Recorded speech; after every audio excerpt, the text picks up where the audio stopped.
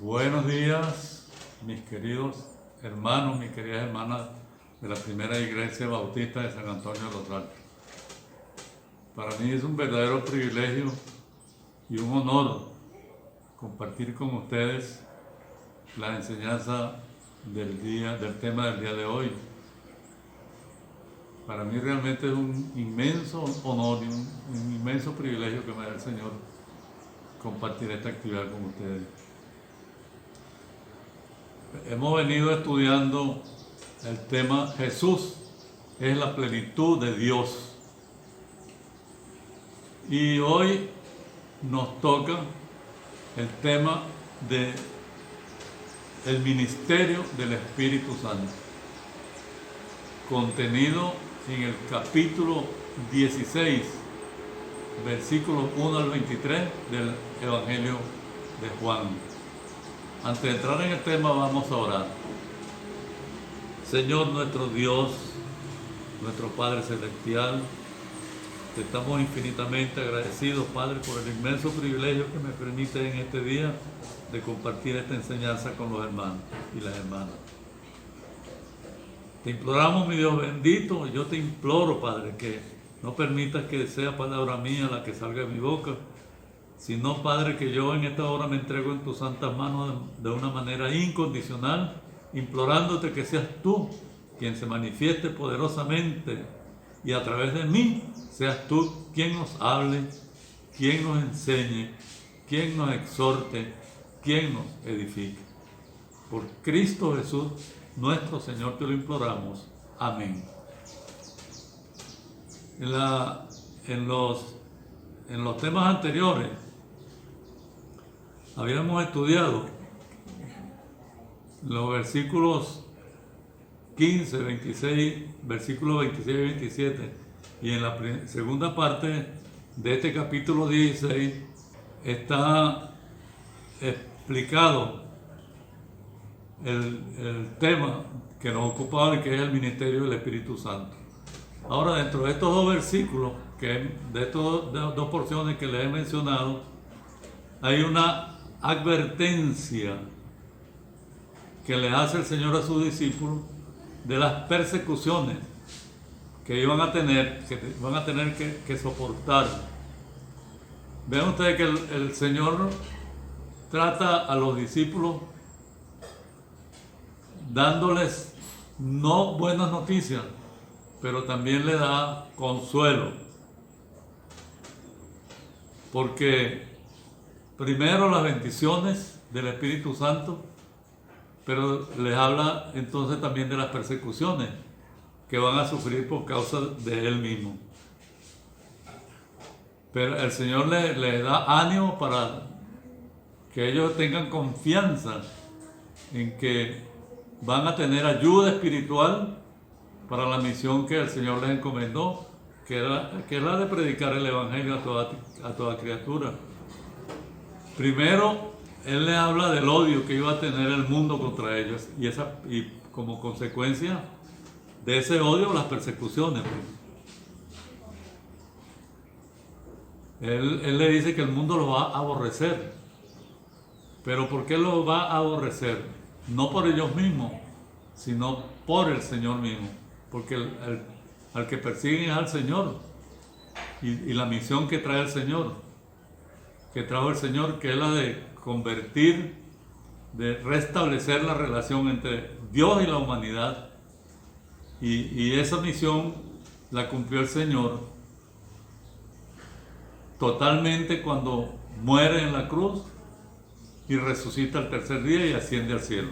Ahora bien, después que les hace estas advertencias de que van a ser perseguidos y van a tener persecuciones, entonces les habla del ministerio del Espíritu Santo. Yo creo que antes de yo iniciar cualquier explicación sobre este ministerio, yo creo que es mejor que lo veamos de manera gráfica en este video que está preparado con este propósito. Vamos a ver este video y continuamos la clase. Todo esto les he dicho para que no flaquee su fe. Los expulsarán de las sinagogas. Y hasta viene el día en que cualquiera que los mate pensará que le está prestando un servicio a Dios. Actuarán de este modo porque no nos han conocido ni al Padre ni a mí. Y les digo esto para que cuando llegue ese día se acuerden de que ya se lo había advertido. Sin embargo, no les dije esto al principio porque yo estaba con ustedes. Ahora vuelvo al que me envió, pero ninguno de ustedes me pregunta, ¿a dónde vas? Al contrario, como les he dicho estas cosas, se han entristecido mucho. Pero les digo la verdad. Les conviene que me vaya porque si no lo hago, el Consolador no vendrá a ustedes. En cambio, si me voy, se lo enviaré a ustedes. Y cuando Él venga, convencerá al mundo de su error en cuanto al pecado, a la justicia y al juicio. En cuanto al pecado, porque no creen en mí. En cuanto a la justicia, porque voy al Padre y ustedes ya no podrán verme. Y en cuanto al juicio, porque el príncipe de este mundo ya ha sido juzgado. Muchas cosas me quedan aún por decirles, que por ahora no podrían soportar. Pero cuando venga el Espíritu de la verdad, Él los guiará a toda la verdad, porque no hablará por su propia cuenta, sino que dirá solo lo que oiga, y les anunciará las cosas por venir. Él me glorificará porque tomará de lo mío y se lo dará a conocer a ustedes. Todo cuanto tiene el Padre es mío. Por eso les dije que el Espíritu tomará de lo mío y se lo dará a conocer a ustedes. Como vimos en este video, el Señor hace un paréntesis en la descripción de la hostilidad que por su causa les vendría a los discípulos, y ese paréntesis lo hace para renovarles la promesa de la venida y la presencia del Espíritu Santo.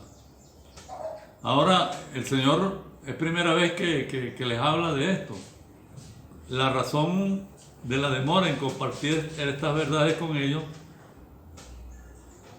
y en el principio y aún después de su ministerio, 3 años que estuvo con ellos en el ministerio, simplemente se debía a que como el Señor estaba con ellos, no necesitaban ni saber de esto, ni tampoco necesitaban la presencia del Espíritu Santo, porque ahí estaba el Señor en toda su plenitud, en toda su deidad, Padre, Hijo y Espíritu Santo.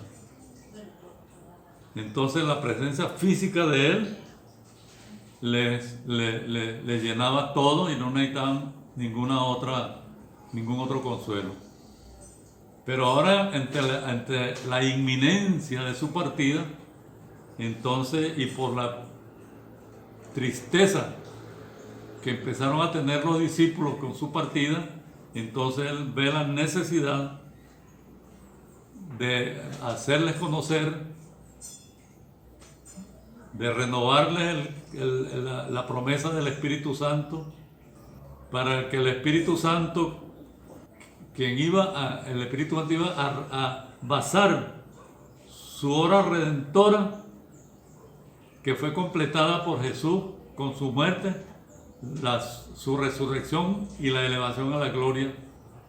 Por eso les convenía a los discípulos que Jesús se fuera. Él tenía que explicarles que era conveniente que Él se fuera, porque si no, no venía el Consolador. Y ante este anuncio, entonces es necesario que nos tomemos unos minuticos para ver cuál es la obra del Espíritu Santo en la vida del creyente. En primer lugar, el Espíritu Santo nos lleva a una convicción de pecado. La convicción de pecado no es como muchos piensan que es la conciencia culpable o la vergüenza por haber cometido el pecado. Tampoco es la sensación de inquietud o presentimiento del castigo que por razones de ese pecado le vendría. Y tampoco no es solo el conocimiento de lo incorrecto, de lo que es correcto y lo que es incorrecto. Muchas personas sienten estas sensaciones, muchas saben esto, la mayoría de la gente sabe esto, pero no tienen conciencia ni convicción de pecado. Saben esto, pero continúan en su vida de pecado. Y es simplemente porque no tienen al Señor, no tienen la dirección del Espíritu Santo en sus vidas, porque no han sido convencidos de que son pecadores. Ahora, hablemos un momentico de la palabra convencer. Ven ustedes que el tema es convicción de pecado. El Espíritu Santo nos lleva a la convicción de que somos pecadores. La palabra convencer viene del griego, de la palabra griega elencho, que significa persuadir a alguien de la verdad, reprobar, acusar, refutar. Estos términos describen la obra del Espíritu Santo para lograr la convicción del pecado. El Espíritu Santo actúa en nuestras vidas como un fiscal. Él nos hace ver el mal, nos hace ver que hemos actuado mal. El Espíritu Santo reprende a los malvados y convence a las personas de pecado. Y en la convicción de que necesitan un Salvador, que es su misión principal. Para ver más claro esto, lo que es la convicción de pecado, vamos a recordar un momento. Allá después del día, cuando el día de Pentecostés, dice la narración bíblica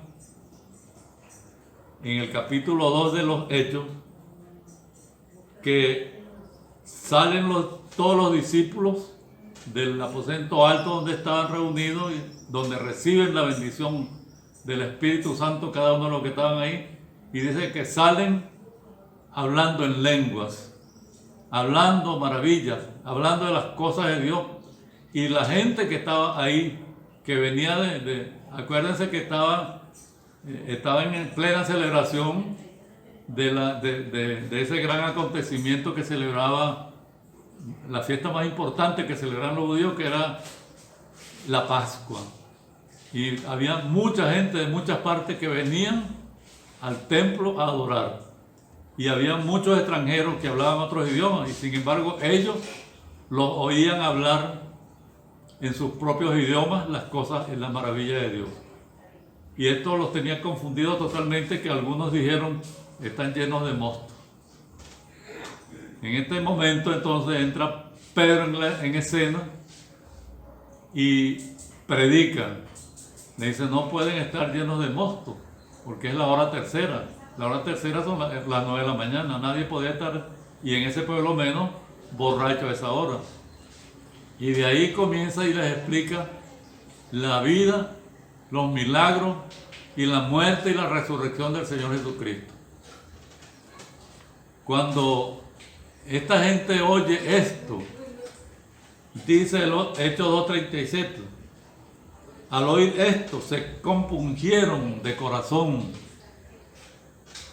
y le preguntaron a Pedro y a los demás apóstoles, ¿qué debemos hacer? Y Pedro les dijo, arrepiéntanse y bautícense. Entonces esto es lo que se llama convicción de pecado. Es ese dolor interno profundo que siente la persona cuando está consciente de que ha ofendido a Dios. Esa es la convicción de pecado. A eso nos conduce el Espíritu Santo. La otra obra del Espíritu Santo que hace en nosotros es la unión con Cristo. Juan 14:20.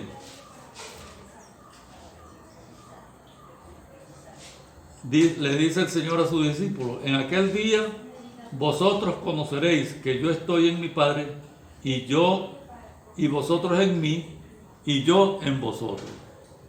Entonces ahí hay una unión con Cristo. Ya Cristo no mora con nosotros, sino que mora en nosotros, habita en nosotros. Entonces el rol principal del Espíritu Santo en este sentido es revelar a Cristo y unirnos a Él, con todos los que participan en el cuerpo de Cristo, que ahora es la iglesia. La expresión en Cristo aparece en los escritos de Pablo más o menos unas 160 veces. Vamos a mencionar algunas. Dice Efesios 2:10, somos creados en Cristo. Gálatas 2:20 dice que estamos crucificados con Él. Colosenses 2:12 dice sepultados con Él. Romanos 6:23 dice bautizados en su muerte. Romanos 6:5 dice unidos a Él en la resurrección. Efesios 2:6 dice que estamos sentados con Él en los lugares celestiales. Y Efesios 3:17 dice que Cristo mora en nuestros corazones. Además, en Cristo somos justificados, Romanos 8:1, glorificados, Romanos 8:30, santificados, 1 Corintios 1, versículo 2, llamados, 1 Corintios 1:9, somos creados nuevos, nuevas criaturas, 2 Corintios 5:17, y somos adoptados, Gálatas 3:26. La otra obra que hace el Espíritu Santo en el creyente es la santificación. El Espíritu Santo trabaja en el acto de la regeneración para unirnos a Cristo a través de la fe. El objeto de su obra es transformarnos a la semejanza de Cristo. Este proceso y esta transformación es la que se llama santificación en la palabra. Ven ustedes que la regeneración se refiere al nuevo nacimiento y la santificación se refiere al crecimiento espiritual en Cristo. Crecimiento es vivir fervientemente en obediencia a Dios. Después que el Señor les da este hermoso mensaje, esta hermosa información de la obra del Espíritu Santo en el creyente, y le da esas promesas, entonces Jesús regresa al pensamiento de su muerte y lo anuncia a sus discípulos, lo cual provoca reflexiones e inquietud en ellos. Él le dice que la tristeza que ellos van a sentir va a ser convertida en gozo. Juan capítulo 16, versículos 16 al 24. Vamos a ver otro video para que podamos ver claramente lo que el Señor quiere decir a sus discípulos en este momento. Dentro de poco ya no me verán, pero un poco después volverán a verme. Algunos de sus discípulos comentaban entre sí: ¿qué quiere decir con eso de que dentro de poco ya no me verán? Y un poco después volverán a verme. Y porque voy al Padre. E insistían: ¿qué quiere decir con eso de dentro de poco? No sabemos de qué habla. Jesús se dio cuenta de que querían hacerle preguntas acerca de esto. Así que les dijo: ¿se están preguntando qué quise decir cuando dije dentro de poco ya no me verán? Y un poco después volverán a verme. Ciertamente les aseguro que ustedes llorarán de dolor, mientras que el mundo se alegrará. Se pondrán tristes, pero su tristeza se convertirá en alegría. La mujer que está por dar a luz siente dolores porque ha llegado su momento. Pero en cuanto nace la criatura se olvida de su angustia por la alegría de haber traído al mundo un nuevo ser. Lo mismo les pasa a ustedes. Ahora están tristes, pero cuando vuelva a verlos se alegrarán. Y nadie les va a quitar esa alegría. En aquel día ya no me preguntarán nada. Ciertamente les aseguro que mi Padre les dará todo lo que le pidan en mi nombre. Hasta ahora no han pedido nada en mi nombre.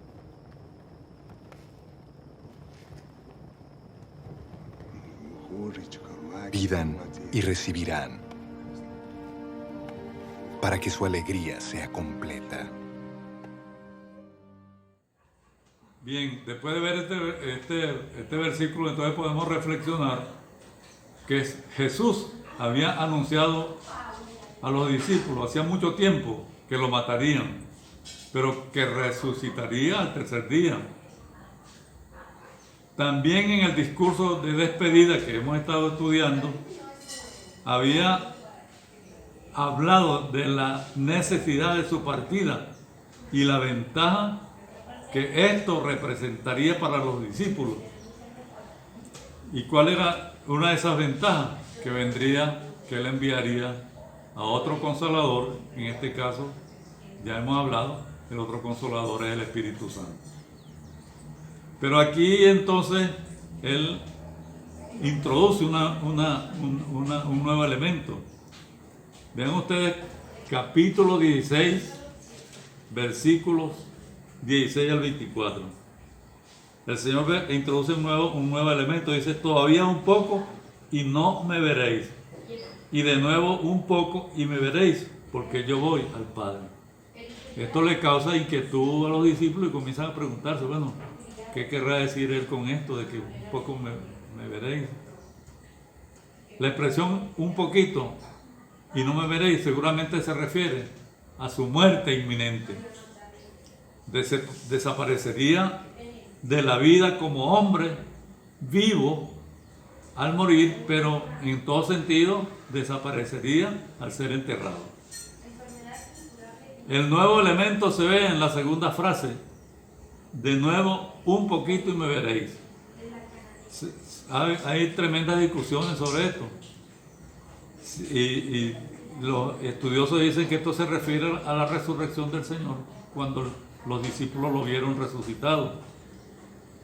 También dicen que puede tratarse de la venida del Espíritu Santo en Pentecostés, o la segunda venida de Cristo en los últimos tiempos. En este caso los discípulos, como le digo, quedaron perplejos. El Señor aquí le dice nuevamente que durante los días tenebrosos de su muerte llorarán, se lamentarán, mientras que el mundo se regocijará creyendo que había triunfado. Pero luego de la resurrección y de la manifestación del Espíritu Santo, esta tristeza sería cambiada en gozo, un gozo que nadie le podría quitar. Y le da una nueva seguridad, y es que el Espíritu Santo, en el nombre de Jesús, pedirán al Padre que los ama, y ellos y el Señor le recibirán lo que ellos piden. Hay dos cuestiones que no expliqué en la obra del Espíritu Santo, y es la intercesión, que es la otra obra del Espíritu Santo. El Espíritu Santo intercede por nosotros. Romanos 8:26 dice que el Espíritu mismo intercede por nosotros con gemidos indecibles. Y el otro aspecto, la otra obra que hace el Espíritu Santo, es darnos la seguridad. El Espíritu Santo nos asegura que pertenecemos a Dios. Romanos 8:16 dice, el Espíritu mismo da testimonio a nuestro espíritu que somos hijos de Dios. Y esta es la forma más elevada de la seguridad cristiana. Entonces, aquí el Señor le reafirma esa seguridad. Él le dice que sus oraciones serán oídas, porque esas oraciones serán iluminadas por el Espíritu Santo. Y en el nombre de Jesús pedirán al Padre que los ama, y ellos recibirán lo que piden. En estos estudios hemos venido estudiando el discurso de despedida del Señor Jesucristo, de sus discípulos y de esta tierra y de su misión, los cuales están contenidos en los capítulos 13 al 16 del Evangelio de Juan. Pero este último capítulo, el capítulo 16,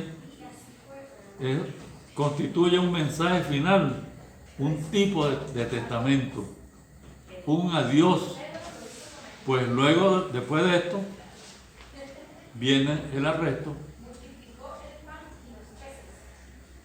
y ya conocemos la muerte, sepultura y resurrección del Señor Jesucristo.